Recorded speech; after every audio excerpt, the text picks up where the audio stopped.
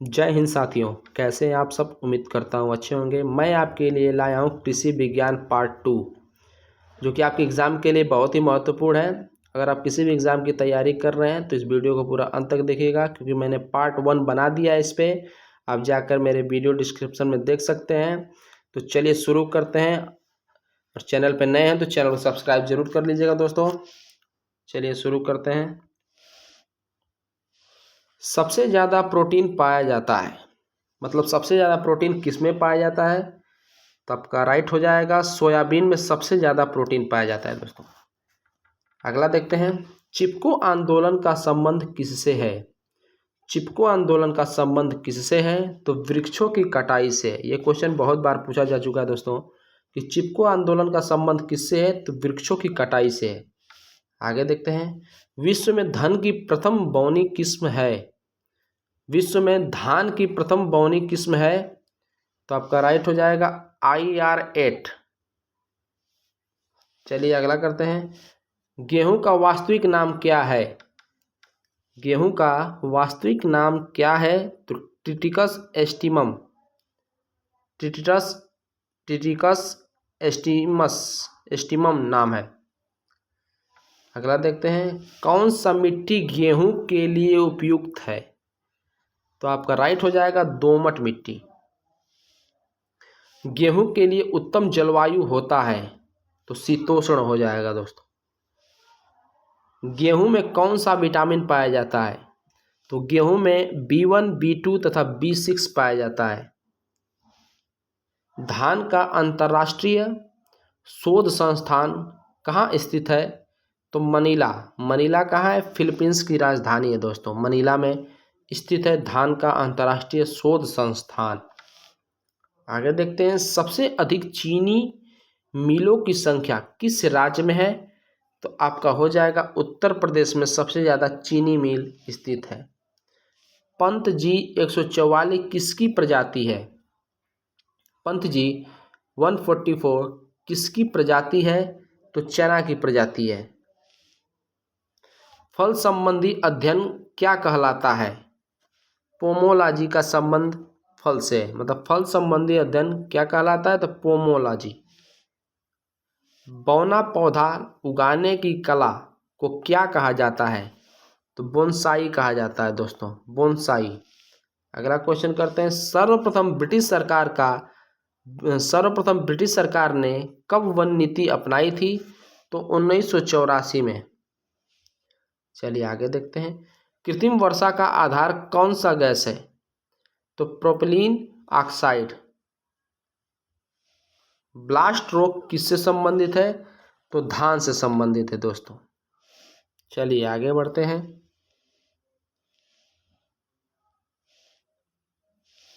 सिल्का होता है कृत्रिम रेयान। अल्फांसो एक प्रकार का है।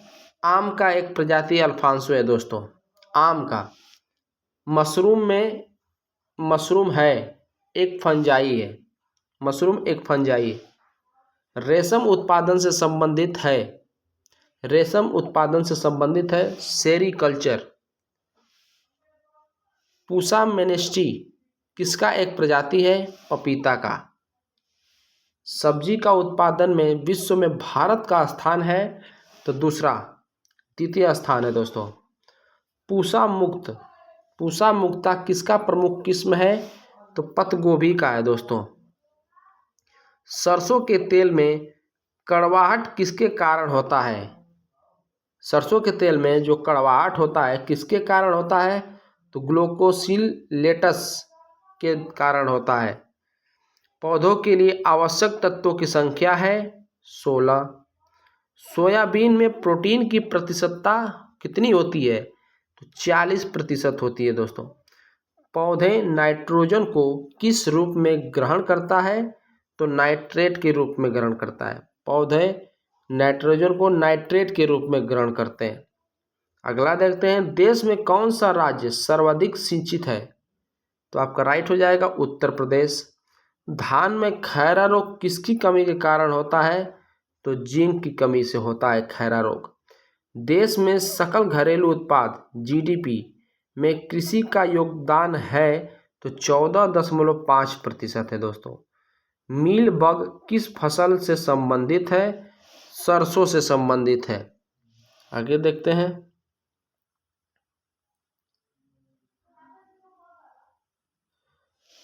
भारत में पहली कृषि गणना कब की गई थी? तो 1970 में की गई थी। कपास के रेशे पौधे के किस भाग से प्राप्त होता है? तो फल से प्राप्त होता है। सिनकोना पौधे के किस भाग में कुनैन प्राप्त किया जाता है? ये क्वेश्चन बहुत बार पूछा जा चुका है दोस्तों। मतलब सिनकोना पौधे के किस भाग से कुनैन प्राप्त किया जाता है? तो तने की छाल से, तने की छाल से प्राप्त किया जाता है दोस्तों। फूल गोभी का खाने योग्य भाग होता है पुष्पक्रम। नारियल का फल होता है डूपी। पौधे के रस को चूस लेने वाला सबसे छोटा कीट है एफिड। नींबू में कैंकर रोग होता है किसके कारण द्वारा होता है? जीवाणु से होता है। जीवाणु से कैंकर रोग होता है नींबू में। मटर में मार्स रोग का कारण है मैगजीन की कमी। मैगजीन की कमी से मटर में मार्स रोग होता है। यूरिया में नाइट्रोजन किस रूप में होता है? तो एमाइड के रूप में होता है दोस्तों। लगभग यूरिया में नाइट्रोजन का प्रतिशतता पूछ देगा दोस्तों, तो 46% नाइट्रोजन होता है दोस्तों यूरिया में। भारत में कपास उत्पादन में अग्रणी राज्य कौन है? तो गुजरात है दोस्तों। सबसे ज़्यादा भारत में कपास जो होता है गुजरात में होता है। भारत में रबर उत्पादन में कौन सा राज्य अग्रणी है? तो केरल है। क्षारीय मृदाओं में सुधार हेतु उपयुक्त रसायन है तो पाइराइट्स है दोस्तों। रेड रॉट रोग किस फसल का रोग है? तो गन्ना में होता है रेड रॉट रोग। गन्ना प्रजनन केंद्र SBI कहाँ अवस्थित है? तो कोयम्बटूर। आगे देखते हैं दोस्तों, आगे देख लेते हैं। केंद्रीय शुष्क क्षेत्र अनुसंधान संस्थान कहाँ स्थित है? तो जोधपुर में स्थित है। केंद्रीय वनस्पति अनुसंधान संस्थान कहाँ स्थित है? तो लखनऊ में स्थित है दोस्तों। ये सारे क्वेश्चन इंपॉर्टेंट है दोस्तों। चलिए आगे देखते हैं। भारतीय कृषि अनुसंधान परिषद का मुख्यालय कहाँ स्थित है? तो नई दिल्ली में स्थित है दोस्तों। भारत की प्रमुख खाद्य फसल है चावल है। भारत में कौन सा राज्य चावल में प्रथम है? तो पश्चिम बंगाल। सबसे ज़्यादा चावल पश्चिम बंगाल में। किस राज्य को भारत का धान्य भंडार कहा जाता है? तो पंजाब को कहा जाता है दोस्तों। भारत में कितने प्रतिशत लोग कृषि पर आश्रित हैं? तो लगभग 52% लोग आश्रित हैं दोस्तों। फल उत्पादन में विश्व में भारत का स्थान है तो दूसरा है। सब्जी उत्पादन में विश्व में भारत का स्थान है दूसरा। नारियल उत्पादन में विश्व में भारत का स्थान है पहला दोस्तों, पहला स्थान है। एस माउनी प्रजाति है तो दोस्तों कपास की। अगला देखते हैं, हाइड्रोपोनिक्स क्या है? बिना मृदा के जल में कृषि करना हाइड्रोपोनिक्स कहलाता है दोस्तों। बिना मृदा के जल में कृषि करना हाइड्रोपोनिक्स कहलाता है। अगला देखते हैं,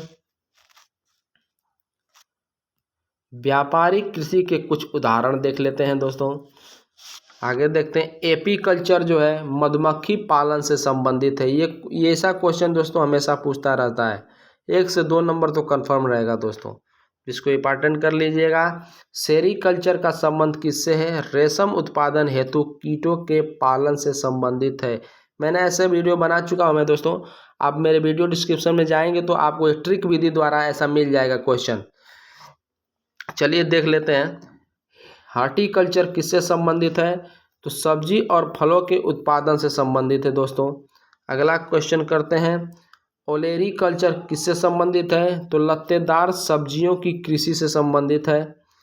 पीसीकल्चर किससे संबंधित है? तो मत्स्य पालन से संबंधित है पीसीकल्चर। एर्ब्रोरिकल्चर किससे संबंधित है? छाया एवं सजावट के लिए काष्ठीय पौधे से संबंधित है दोस्तों।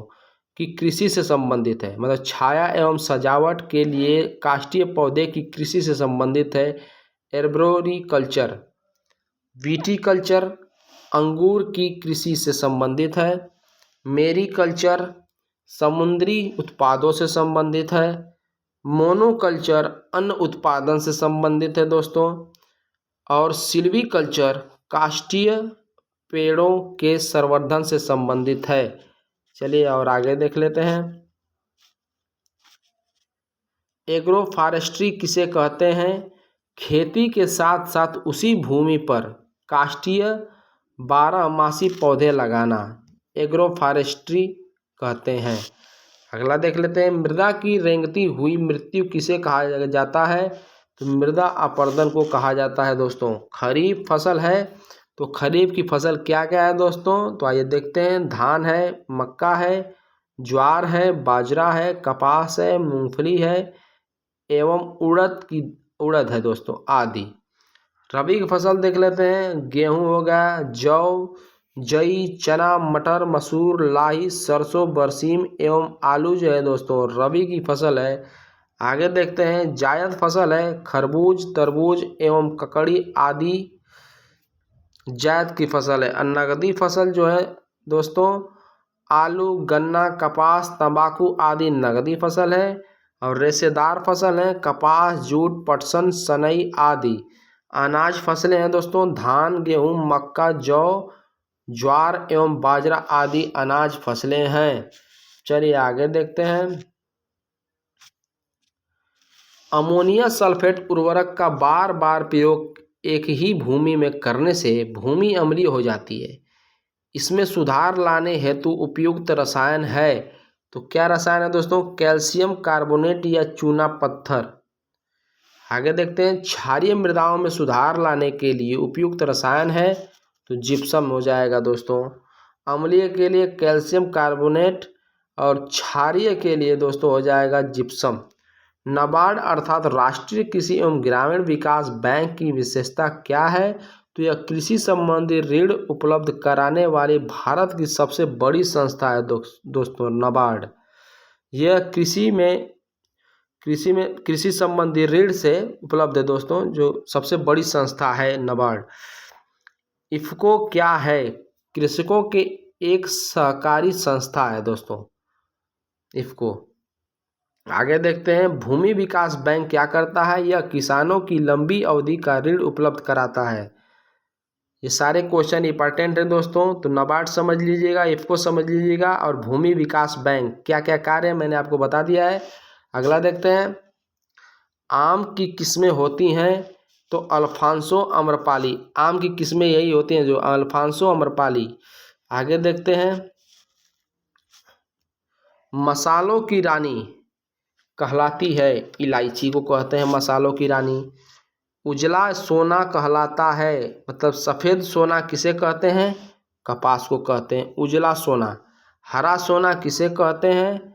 अफीम को कहते हैं दोस्तों। मोटे अनाज कहलाता है, मोटा अनाज क्या कहलाता है दोस्तों? ज्वार एवं बाजरा। यह मोटा अनाज है दोस्तों। अनाजों की रानी कहलाता है तो आपका राइट हो जाएगा मक्का। अगर वीडियो आपको अच्छा लगे दोस्तों तो चैनल को सब्सक्राइब और लाइक ज़रूर करिएगा। आपका बहुत बहुत धन्यवाद।